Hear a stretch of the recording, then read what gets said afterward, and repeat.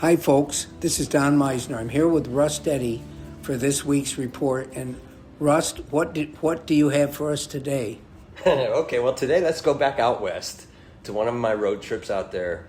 And my wife and I like to throw the camping gear in the car and go wherever we feel like it. And we ended up in Yellowstone, on the northern end of Yellowstone. I'm going to shorten this a little bit because I want to see if it inspires a story from you, because I could tell this story in great detail, but I'm going to cut it short a little bit.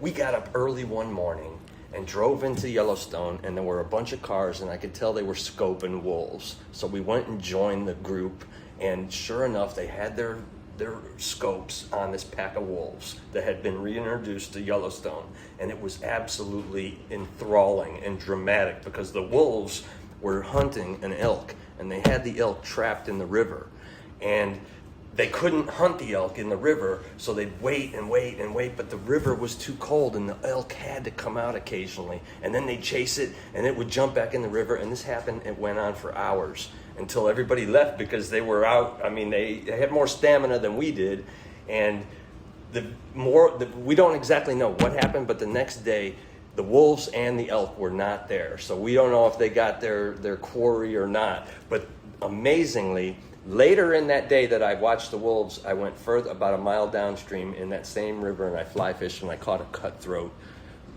trout, those that are native to Yellowstone, which was really cool too.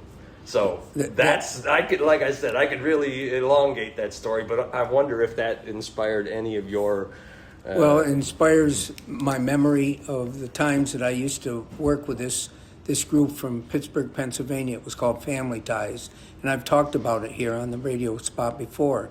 But this group took kids that were sort of underprivileged and so forth, that were having a hard time in school, and they taught them about fishing. And every year they'd have a dream trip for these kids out west, and they invited me to be part of this and to utilize it into my TV show, Rod and Reel Streamside. And so they became almost my family. As the years passed, I did this every year.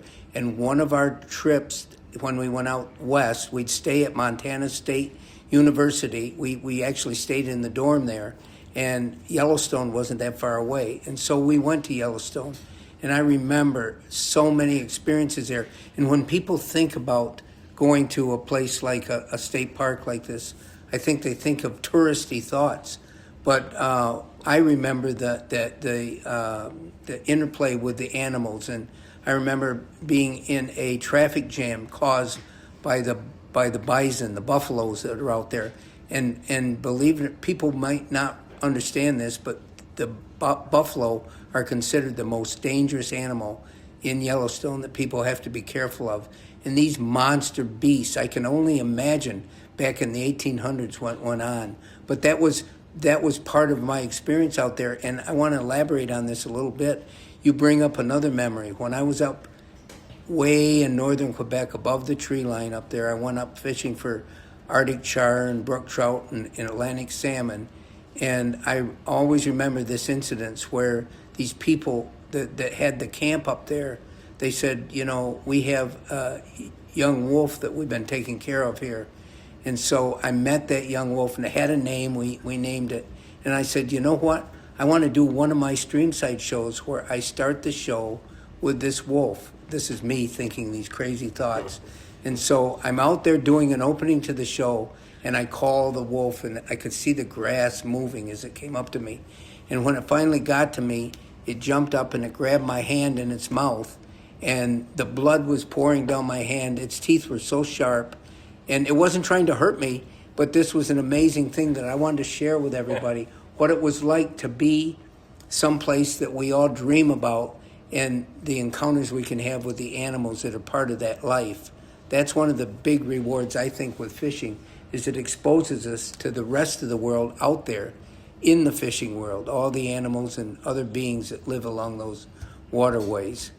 So, but that was an incredible story with the wolves. I wonder how many people ever have a chance to really watch and view them. And I remember one day you told me about, you were in the Grass River and you looked way up above and you saw this, you thought it must have been a wolf in the water. I was floating with with Scott Wentz, our good buddy that we met through the hometown Brazier Falls Muskie Hometown Hero Challenge, and we were on a muskie hunt that day, and I know a wolf and I know a coyote, and this was not a coyote. Now it might have been I think it was a wolf or a coyote wolf mix. It was definitely not coyote, and it came down one bank. It swam right across the river in front of us and went up the other bank, and this lone wolf just traveling through the North Country.